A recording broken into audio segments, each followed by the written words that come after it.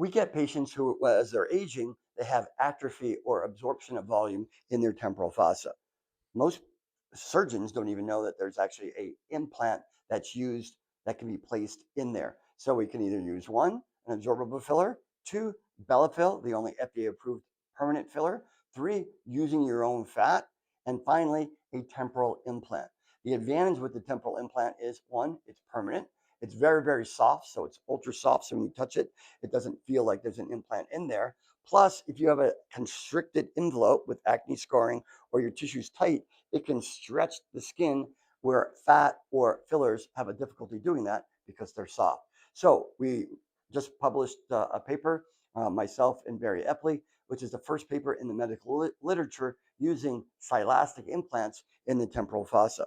So that is one aspect to one, make you look more rejuvenated, increase improvement of volume to your face, and it can even give you a lateral brow lift.